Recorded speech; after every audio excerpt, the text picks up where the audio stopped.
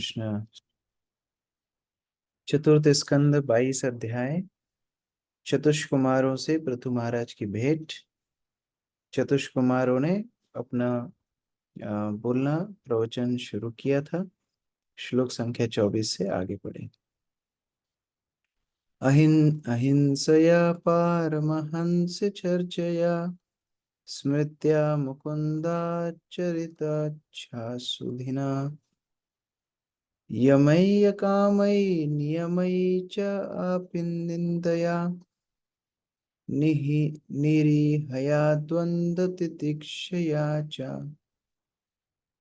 किरण माता जी। हरे कृष्ण। आध्यात्मिक उन्नति के इच्छुक व्यक्ति को चाहिए कि वह अहिंसक हो, महान आचार्यों के पद चिन्हों का अनुगमन करे, भगवान की लीलाओं के अमृत का सदैव स्मरण करे, बिना किसी भौतिक कामना के यम नियमों का पालन करे और ऐसा करते हुए दूसरों की निंदा न करे। भक्त को अत्यंत सादा जीवन बिताना चाहिए और विरोधी तत्वों की द्वैतता से विचलित नहीं होना चाहिए। उसे चाहिए कि वह उन्हें सहन करना सीखे।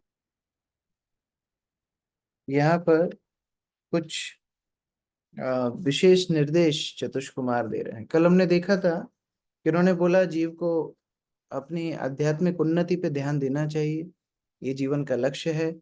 आध्यात्मिक उन्नति मतलब भक्ति करना। और अब भक्त के गुण क्या होते हैं, आध्यात्मिक उन्नति से मतलब क्या है, इस श्लोक में बता रहे हैं।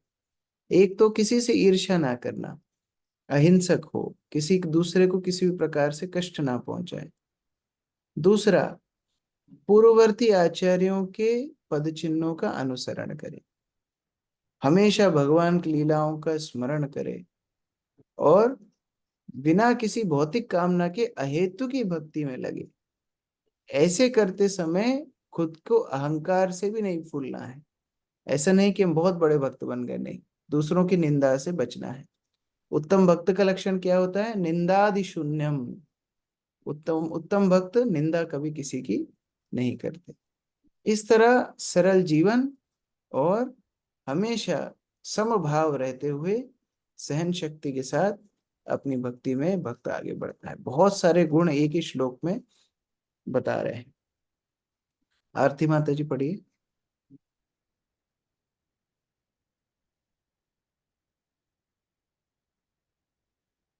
मीनू माता जी।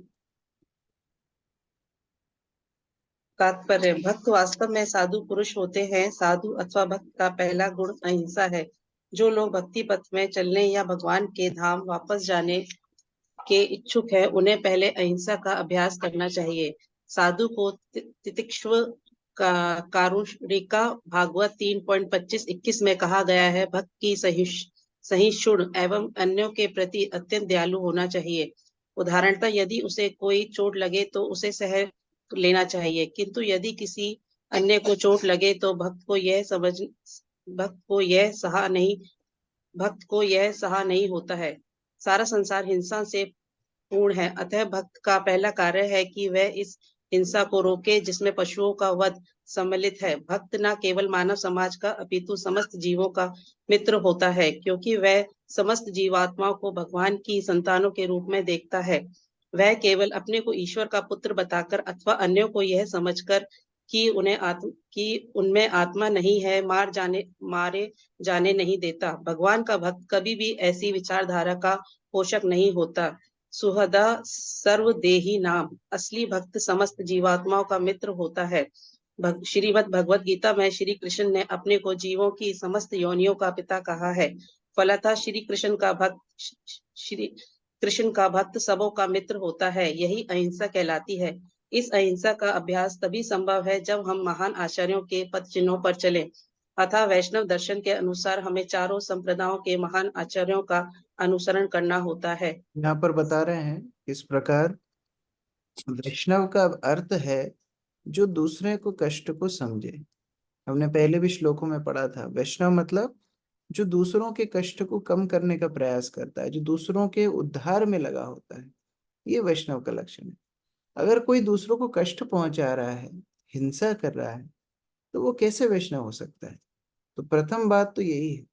और ये गुण को पालन करने के लिए प्रमाणित गुरु के आश्रय में भक्ति करनी होती है। दूसरा, प्रभुपाद जोर दे रहे हैं गुरु शिष्य परंपरा पे। यामिनी माता जी। संप्रदाय शिष्य परंपरा से बाहर आध्यात्मिक जीवन में अग्रसर होने का प्रयत्न करना मात्र हास्यास्पद है। अतः कहा गया है, आचार्यवान पुरुषो वेद। जो मनुष्य आचार्यों की गुरु शिष्य परंपरा का अनुसरण करता है, वह वस्तुओं को असली रूप में जान पाता है। छांदोग्य उपनिषद त्वद्विज्ञानार्थ स गुरु में अभिविच्यते अभिगच्छेत। दिव्य विज्ञान समझने हेतु मनुष्य को चाहिए कि वह प्रामाणिक गुरु की शरण ग्रहण करे। मुंडक उपनिषद। आध्यात्मिक जीवन में स्मृत्या शब्द का बहुत महत्व है। स्मृत्या का अर्थ है भगवान श्री कृष्ण को सदैव याद करना। जीवन को इस प्रकार ढालना चाहिए कि भगवान श्री कृष्ण का चिंतन किए बिना रहा ही ना जा सके। हमें खाते, सोते, बोलते, चलते तथा काम करते हुए भगवान श्री कृष्ण में ही खोए रहना चाहिए। हमारे कृष्ण भावनामृत संघ की संस्तुति है कि हम अपने जीवन को ऐसे बनाएं कि हम भगवान श्री कृष्ण का स्मरण कर सके। हमारे इस्कॉन समाज के भक्त अगरबत्तियां बनाते समय भगवान श्री कृष्ण या उनके भक्तों का गुणगान सुनते रहते हैं।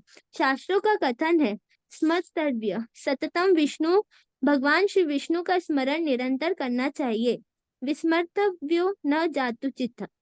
श्री विष्णु को कभी नहीं भूलना चाहिए। यही आध्यात्मिक जीवन शैली है। स्मृत्या। श्री भगवान का ऐसा स्मरण हम निरंतर चालू रख सकते हैं यदि हम उनके विषय में निरंतर श्रवण करते रहें। अतः इस श्लोक में संस्तुति की गई है कि मुकुंदा चरित अर्य सिधुना। सिधु का अर्थ है अमृत। श्रीमद् भगवत गीता या इसी प्रकार के प्रामाणिक साहित्य से भगवान श्री कृष्ण के विषय में सुनना कृष्ण भावना में वास करना है। कृष्ण भावना में ऐसी अग्रता उन्हीं व्यक्तियों को प्राप्त हो सकती है जो नियामक सिद्धांतों का दृढ़ता से पालन करते हैं। हमने अपने कृष्ण भावनामृत आंदोलन में यह नियम बना रखा है कि भक्त 16 माला प्रतिदिन जप करे और नियामक सिद्धांतों का पालन करे। इससे भक्त जीवन में आध्यात्मिक उन्नति में स्थिर रह सकता है। 3 मुख्य पॉइंट शिल प्रभुपाद यहाँ बता रहे हैं। पहला, कि कैसे गुरु के आश्रय में भक्ति बढ़ती है। गुरु का आश्रय जब तक नहीं रहेगा, परंपरा का आश्रय नहीं रहेगा, भक्ति नहीं बढ़ेगी। और उसका फल क्या है, दूसरा पॉइंट बता रहे हैं, स्मरण। भगवान का स्मरण उस साधना का फल है। भगवान के भक्त चाहे कोई भी काम करे, प्रभुपाद उदाहरण दे रहे हैं अगरबत्ती। उस टाइम पर एक स्पिरिचुअल स्काई नाम से एक डिपार्टमेंट था इस्कॉन में, लॉस एंजलिस में और अन्य अन्य जगहों पर। और प्रभुपाद के भक्त अगरबत्तियां बनाते थे और किताब जब वितरण करते थे तो अगरबत्ती भी देते थे। उससे जो धन आता था उससे मंदिर चलाते थे। तो देखने में लग सकता है एक व्यवसाय जैसा कि देखो भक्त लोग तो बिजनेस कर रहे हैं, लेकिन प्रभुपाद बोल रहे हैं वो बनाते बनाते भगवान को स्मरण करते हैं, बेचने के टाइम भगवान को स्मरण करते हैं, उससे धन आता है भगवान की सेवा में लगाते हैं। तो ये साधना का फल है, स्मरण। और यही सारे शास्त्रों का निचोड़ है, हमेशा भगवान का स्मरण रखना और कभी भगवान को भूलना नहीं। और इसमें बहुत अहम भूमिका है शास्त्रों की। शास्त्र पढ़ने से स्मरण और प्रगाढ़ होता है। प्रभुपाद बोल रहे हैं हमारे जीवन को ऐसा ढालना है कि भगवान का स्मरण बना रहे। भगवान के स्मरण करने के लिए प्रतिदिन भगवान के नाम के 16 माला का जप और भागवत इत्यादि ग्रंथों का श्रवण पठन, इससे हमारी चेतना में भगवान का स्मरण और अच्छे से रहेगा। ब्रजेश प्रभु। इस श्लोक में यह कहा गया है कि इंद्रियों को वश में कर यमे मनुष्य उन्नति कर सकता है। इंद्रियों को वश में करने से मनुष्य स्वामी या गोस्वामी बन सकता है। अतः जो स्वामी या गोस्वामी उपाधि लगाते हैं उन्हें अपनी इंद्रियों को वश में रखने हेतु विशेष रूप से सतर्क रहना चाहिए। वास्तव में उन्हें अपने इंद्रियों का स्वामी होना चाहिए। यह तभी संभव है जब वे किसी प्रकार की भौतिक इंद्रिय तृप्ति की इच्छा न रखें। यदि किसी कारणवश इंद्रिया स्वतंत्र रूप से कार्य करना चाहे तो उन्हें वश में करना चाहिए। यदि हम भौतिक इंद्रिय तृप्ति से बचने का अभ्यास कर सके तो इंद्रिया स्वतः ही वश में हो जाती है। और एक और ये गुण है, भक्त को जितेंद्रिय होना चाहिए, इंद्रियों पे विजय प्राप्त करना चाहिए। इसीलिए गुरु के नाम के आगे स्वामी या गोस्वामी लगाते हैं। इसका अर्थ क्या है, स्वामी किसके स्वामी, इंद्रियों के स्वामी। उन्होंने इंद्रियों का दमन किया है और भगवत भक्ति में लगाया है। जैसे पहले राजा महाराजा बड़े बड़े हाथी या बड़े बड़े घोड़ों को संतुलन में करना जानते थे, जिसके ऊपर कोई बैठे तो तुरंत फेंक दे, लेकिन बड़ा क्षत्रिय ऐसा होता था, उनको वश में करके और उनकी गति को युद्ध में इस्तेमाल करता था। उसी तरह अदांत इंद्रियां हैं, लेकिन इन इंद्रियों को वश में भक्त करते हैं और इन्हीं इंद्रियों को संतुलित करके भगवान की सेवा में लगाते हैं। मानो नदी में जल का प्रवाह बह रहा है और इतना जल है कि मानो उसमें कोई भी आए तो बह करके चला जाए, लेकिन फिर कोई बांध बांध देता है और बांध बांध के थोड़ा थोड़ा पानी छोड़ता है, उससे फिर बिजली बनाता है, नहर बना करके खेत तक पानी पहुंचाता है। ये होते हैं भक्त लोग।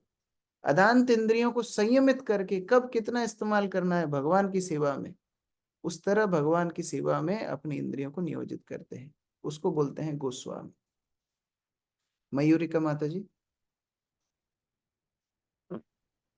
इस संबंध में एक अन्य महत्वपूर्ण बात का उल्लेख हुआ है। अनिंद्या, हमें दूसरे की धार्मिक पद्धति की आलोचना नहीं करनी चाहिए। विभिन्न प्रकार की धर्म प्रणालियां भौतिक प्रवृत्ति के विभिन्न गुणों के अंतर्गत कार्यशील है। जो रजो तथा तमोगुण के अंतर्गत कार्यशील है, वे सत्व गुण पद्धति पर चलने वाले धर्म के समान परिपूर्ण नहीं हो सकते। श्रीमद् भगवत गीता में सभी वस्तुओं को 3 वर्गों में रखा गया है, अतः धर्मों की भी उसी तरह श्रेणियां की गई हैं। जब लोग मुख्य रूप से रजो तथा तमो गुण के अधीन होंगे, तो उनकी धर्म पद्धति भी उसी तरह की होगी। भक्त इन पद्धतियों की आलोचना करने के बजाय अपने अनुयायियों को अपने सिद्धांतों में दृढ़ रहने हेतु प्रोत्साहित करता है, जिससे वे क्रमशः सात्विक धर्म के पद को प्राप्त कर सके। केवल आलोचना करते रहने से ही भक्त का मन उत्तेजित हो जाता है। इस तरह भक्त को सहनशील होना चाहिए तथा क्षुब्ध न होना सीखना चाहिए। देखो, निंदा करना भी वास्तव में उनकी प्रशंसा करना ही है। मान लो कोई आपकी बहुत निंदा करता है, मतलब क्या है, वो हमेशा आपके बारे में ही सोचता रहता है। आप इतने इंपॉर्टेंट व्यक्ति हैं कि वो हमेशा आपके बारे में सोचता रहता है। इसका मतलब निंदा एक तरह से प्रशंसा का दूसरा पहलू ही है। तो भक्त लोग किसी की निंदा नहीं करते हैं, दूसरे धर्मों की निंदा नहीं करते हैं। क्यों? क्योंकि उनके पास समय कहाँ है ये सब सोचने के लिए।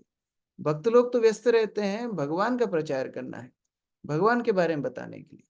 इसलिए कभी भी पर धर्म की निंदा इत्यादि भक्त लोगों को शोभा नहीं देती। आप जिनको प्रचार कर रहे हैं, आप जिनको भक्ति में प्रेरणा दे रहे हैं, उनको अपनी सिद्धांत में प्रगाढ़ भक्ति दीजिए, उनको और ज्यादा शक्तिशाली अपने क्षेत्र में बनाइए, वो ज्यादा जरूरी है। आलोचना करना भक्त को कभी भी शोभा नहीं देता। अदिति माता जी। भक्त की एक अन्य विशेषता है निरीह अर्थात सदा जीवन। निरीह का अर्थ है सरल अथवा विनीत। भक्त को न तो तड़क भड़क से रहना चाहिए, न भौतिकवादी पुरुषों का अनुकरण करना चाहिए। भक्त के लिए सादा जीवन तथा उच्च विचार संस्तुत है। उसे उतना ही स्वीकार करना चाहिए जितने से उसका शरीर स्वस्थ रहकर वह भक्ति कर सके। वह आवश्यकता से अधिक न तो खाए और न सोए। वह जिंदा रहने हेतु भोजन करे, न कि भोजन करने हेतु जिंदा रहे। वह प्रतिदिन 6-7 घंटे सोए। यही भक्तों के लिए नियम है जिनका पालन होना चाहिए। जब तक हमने शरीर धारण कर रखा है, तब तक वह वातावरण के परिवर्तन, व्याधि तथा प्राकृतिक विपत्तियों, भौतिक अस्तित्व के इन 3 प्रकार के दुखों का शिकार होने वाला है। हम उनसे बच नहीं सकते। हमें कभी-कभी नव जिज्ञासु भक्तों के पत्र प्राप्त होते हैं कि कृष्ण भक्ति करते रहने पर भी वे बीमार क्यों पड़ते हैं। उन्हें इस श्लोक से शिक्षा ग्रहण करनी चाहिए कि उन्हें सहिष्णु बनना होगा। द्वंद्व तितिक्षा, यह द्वैतपूर्ण जगत है। मनुष्य को यह नहीं सोचना चाहिए कि चूंकि वह बीमार हो गया है अतः वह कृष्ण भावनामृत से भ्रष्ट हो गया है। कृष्ण भक्ति बिना किसी भौतिक विरोध के या बाधा के चलती रहती है। अतः भगवान श्री कृष्ण ने श्रीमद् भगवत गीता 2.14 में यह उपदेश दिया है, तांसित भारत। हे अर्जुन, तुम इन सारी अड़चनों को सहो, तुम कृष्ण भक्ति के कार्यों में स्थिर रहो। यहाँ भी 2 महत्वपूर्ण उपदेश प्रभुपाद दे रहे हैं। एक, भक्त को सादा जीवन जीना है। अच्छा, सादा जीवन का मतलब ये नहीं है कि भक्त को असुविधा में रहना है, नहीं, असुविधा में नहीं रहना है। लेकिन ऐसा जीवन हो कि कृष्ण भक्ति करने के लिए पर्याप्त समय हो। होड़ा होड़ में इतना हम व्यस्त हो गए कि हमारे पास भक्ति करने का समय ही ना रहे, तो फिर उद्देश्य हमारा अपूर्ण रह जाए। जैसे कई बार भक्त लोग मंदिर आते हैं, फिर एक दूसरे की गाड़ी कंपेयर करते हैं, अरे देखो वो वाले प्रभु जी ने तो इतनी बड़ी गाड़ी ले ली, आप अभी भी उसी पे अटके हुए हो। अब गाड़ी की होड़ शुरू हो गई। नया फोन ले लिया, अभी फोन की होड़ शुरू हो गई। बीट बैग देखो, उनका बीट बैग तो पर्सनली एम्ब्रॉयडरी और कार्विंग और पता नहीं क्या क्या होके उनका बीट बैग है। कहाँ से लाए? देखो हम भी वृंदावन जाएंगे तो लोई बाजार से हम ये बीट बैग लेके आएंगे। ये गोपी ड्रेस हमको बड़ी पसंद है, माता जी आपने कहाँ से ली? यही सब होड़ा होड़ी में हम लगे रहेंगे तो भक्ति के लिए समय कभी नहीं मिलेगा। भक्ति के लिए अगर समय चाहिए तो जीवन को सादा बनाना है, सरल बनाना है। जितना सरल जीवन होगा उतना ही भक्ति के लिए समय मिलेगा। और दूसरा प्रभुपाद बोल रहे हैं सहनशीलता होनी चाहिए। थोड़ी दिक्कत आती है, हम सबसे पहले भक्ति के ऊपर संशय करते हैं, अरे शायद मेरी भक्ति की वजह से इस तरह हो रहा है, या शायद भगवान मुझसे अप्रसन्न है, या भगवान ने मेरे अपराध ले रहे हैं। ऐसा नहीं है। ये भौतिक संसार द्वैतवाद से पूर्ण है। इसमें सुख दुख, मान अपमान, सर्दी गर्मी ये चलने ही वाली। तो भक्त को इन सबको सहन करते हुए अपनी भक्ति को आगे बढ़ाना चाहिए। अहेतु की अप्रतिहता, ये भक्ति के दो गुण हैं। ना तो उसमें कोई हेतु हो, ना कोई रुकावट। अगला श्लोक, एक एक श्लोक में चतुष कुमार कितनी शिक्षा दे रहे हैं भक्ति संबंधी।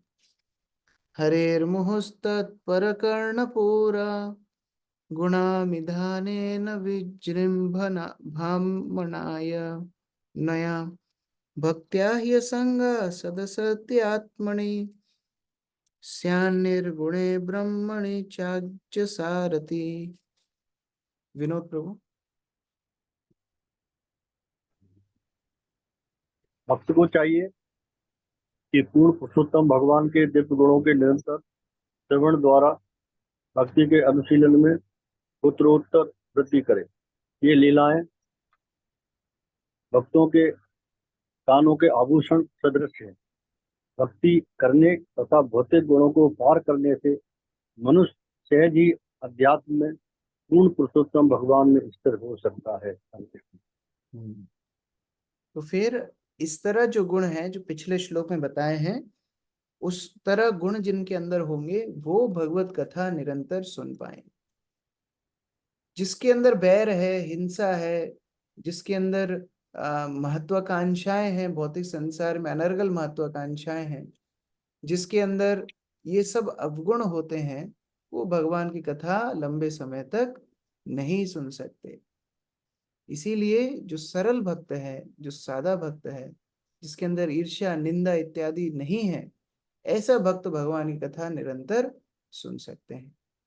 और ऐसे भक्तों के लिए ये कथा उनके कानों के आभूषण है। कानों के आभूषण क्या है? भगवत कथा। जिह्वा के आभूषण क्या है? भगवान का नाम। तो इस तरह भक्ति करते करते सहज रूप से ही मनुष्य अपनी आध्यात्मिक स्थिति में पुनः स्थिर हो जाता है। ओजस्विनी माता जी पढ़िए। तात्पर्य, इस श्लोक का विशेष उल्लेख श्रवण तथा भक्ति की पुष्टि हेतु किया गया है। भक्त पूर्ण पुरुषोत्तम भगवान की लीलाओं या इनसे संबंधित विषयों के अतिरिक्त और कुछ नहीं सुनना चाहता। हम सिद्ध पुरुषों से श्रीमद् भगवद गीता तथा श्रीमद् भागवतम सुनकर अपनी भक्ति की रुचि को बढ़ा सकते हैं। हम सिद्ध पुरुषों से जितना ही अधिक सुनेंगे, भक्ति में उतना ही अधिक अग्रसर होंगे, और जितना ही हम भक्ति के क्षेत्र में आगे बढ़ेंगे, उतना ही हम भौतिक जगत से विरक्त होते जाएंगे। जैसा कि भगवान श्री चैतन्य महाप्रभु ने उपदेश दिया है कि हम जितना ही भौतिक जगत से विरक्त होंगे, उतनी ही पूर्ण पुरुषोत्तम भगवान के प्रति हमारी आसक्ति में वृद्धि होगी। अतः जो भक्ति में सतत प्रगति करना तथा श्री भगवान के धाम को जाना चाहता है, उसे सारे इंद्रिय सुख तथा ऐसे व्यक्तियों की संगति त्याग देनी चाहिए जो धन तथा इंद्रिय तृप्ति के पीछे दीवाने रहते हैं। तो ये चुनाव तो हमको करना होगा। ये संगति कैसी होगी, ये चुनाव तो हमको सबको करना होगा। भगवत भक्तों की संगति और अभक्तों की संगति को छोड़ना, ये दोनों ही आवश्यक है। चैतन्य महाप्रभु बोलते हैं असत संग त्याग ही वैष्णवाचार। वैष्णव का आचरण क्या है? असत संग छोड़ना है। हम दोनों नहीं कर सकते, दोनों नाव में पैर रखेंगे तो गिर जाएंगे। हमको असत संगति छोड़ना है, भगवत संगति में आगे बढ़ना है। आरती माता जी, आरती सोमानी माता जी। हरे कृष्ण प्रभु जी, दंड प्रणाम। निष्किंचनस्य भगवज्जनो मुखस्य पारं परं जिगमिशोर भवसागरस्य सदर्शनं विषयीणाम् अथ योषितां च हा हन्त हन्त विषभ क्षणतोप्य साधु। हा इस हंत श्लोक हंत विष भक्षण अपि यद साधु।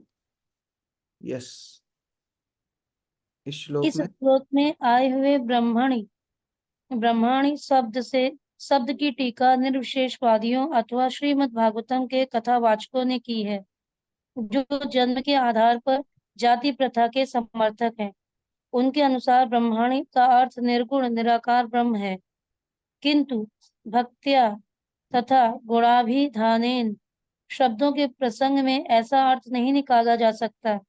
निर्विशेषवादियों के अनुसार निर्गुण ब्रह्म दिव्य गुणों से संपन्न नहीं होता, अतः हमें ब्रह्मांड का अर्थ पूर्ण पुरुषोत्तम भगवान में ग्रहण करना चाहिए, जैसा कि अर्जुन ने श्रीमद् भगवद गीता में स्वीकार किया है।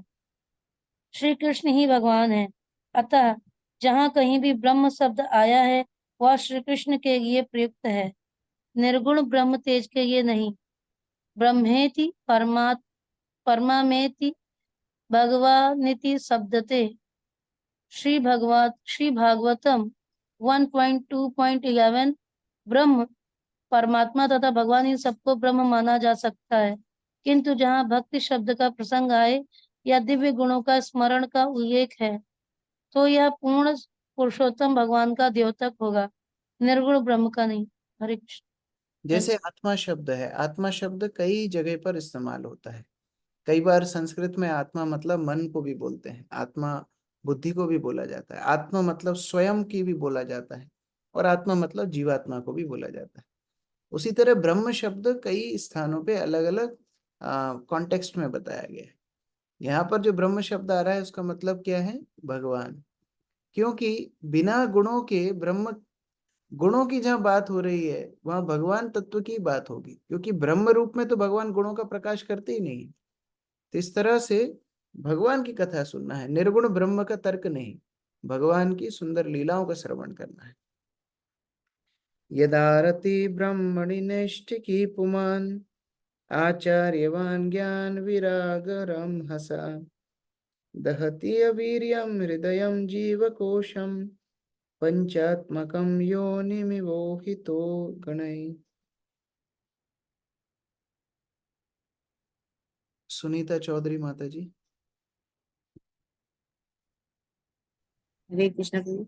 गुरु की कृपा से तथा ज्ञान एवं विराग के जागृत होने से पूर्ण पुरुषोत्तम भगवान के प्रति आसक्ति में स्थिर हो जाने पर जीवात्मा जो शरीर के अंत स्थल में स्थित या तथा 5 तत्वों से अवांछित आच्छादित है, अपने भौतिक परिवेश को उसी प्रकार जला देता है जिस प्रकार काष्ठ से उत्पन्न अग्नि काष्ठ को ही भस्मसात कर देती है। तो भौतिक आसक्तियों का शमन हो जाता है जब भक्त गुरु की कृपा से भगवान के प्रति आसक्त हो जाता है, और ये भगवान के प्रति आसक्ति इतनी प्रबल होती है कि अपने आप भौतिक आसक्ति शरीर इत्यादि से छूट जाती, छूटना चाहिए। युगल प्रिय माता जी। हरे कृष्ण प्रभु जी, धन्यवाद प्रणाम।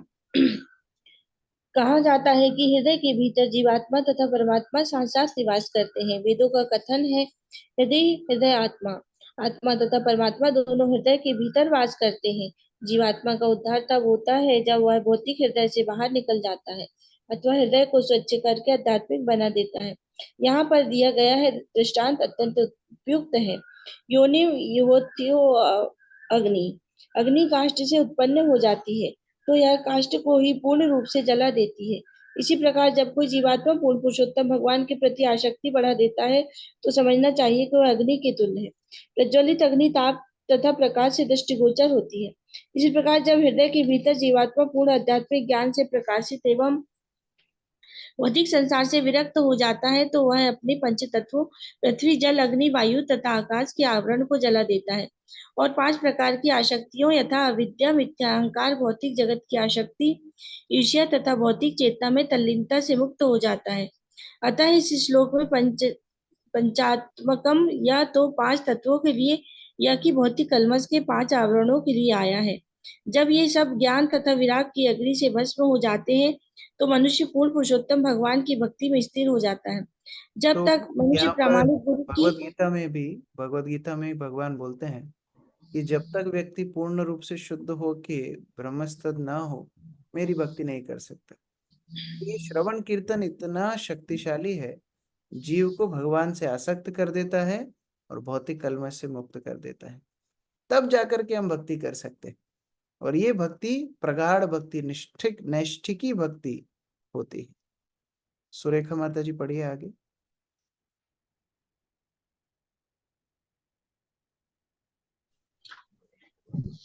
हरे कृष्ण। कहा जाता है कि हृदय के भीतर जीवात्मा तथा परमात्मा साथ साथ निवास करते हैं। वेदों का कथन है कि हृदय हरे आत्मा, आत्मा तथा परमात्मा दोनों हृदय के भीतर वास करते हैं। जीवात्मा का उद्धार तब होता है जब एक मिनट आप कहीं और से पढ़ रहे हैं। ठीक है, राजीव प्रभु आप पढ़िए। जब तक मनुष्य प्रमाणिक गुरु की शरण में नहीं जाता और उसके उपदेश के अनुसार श्री कृष्ण के प्रति अनुरक्त नहीं बढ़ाता, तब तक जीवात्मा के हृदय से 5 आवरण हटाए नहीं जा सकते। जीवात्मा हृदय में केंद्रित है और उसको हृदय से निकालने का अर्थ है उसका उद्धार। इसकी यह विधि है। मनुष्य को प्रमाणिक गुरु की शरण लेनी चाहिए और उनके आदेशों से अपना आध्यात्मिक ज्ञान बढ़ाना चाहिए। इस भौतिक संसार से विरक्त होना चाहिए और इस प्रकार मुक्त हो जाना चाहिए।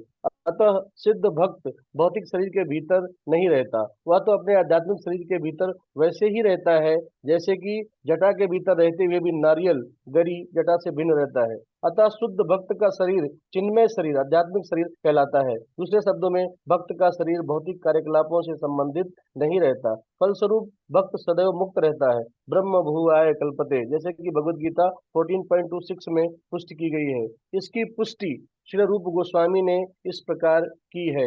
यह एस हरेदासे क्रमणा मनसा गिरा निखिला अपस्तासु जीवन मुक्ता स उच्यते। जो मन वचन तथा कर्म से भगवान की सेवा में पूर्णतः लगा रहता है, वो चाहे जिस भी स्थिति में रहे अपने शरीर के भीतर होते हुए भी मुक्त रहता है। हरे कृष्ण। जैसे नारियल जब पक जाता है, नारियल पकने के बाद अपने आवरण से अलग हो जाता है, फिर वो अंदर बजने लगता है। फिर आप जब फोड़ेंगे तो वो अलग से गोला निकल जाएगा। उसी तरह जीवन मुक्त स्थिति क्या होती है? जीते जी भक्त मुक्त हो जाते हैं, शरीर के आवरण से पूर्ण रूप से अनासक्त और भगवान से पूरे आसक्त। फिर मृत्यु तो एक केवल बहाना है जहां व्यक्ति भगवान के पास पहुंचता है। वो तो पहले से ही मुक्त है, उसको मृत्यु की अपेक्षा नहीं करनी पड़ती। तो इस प्रकार बहुत सुंदर इंस्ट्रक्शंस हमें मिल रहे हैं चतुष कुमार से। श्लोक संख्या 27 से आगे कल पाठ करेंगे। हरे कृष्ण। ग्रंथराज श्रीमद् भागवतम की जय। श्री प्रभुपाद की जय।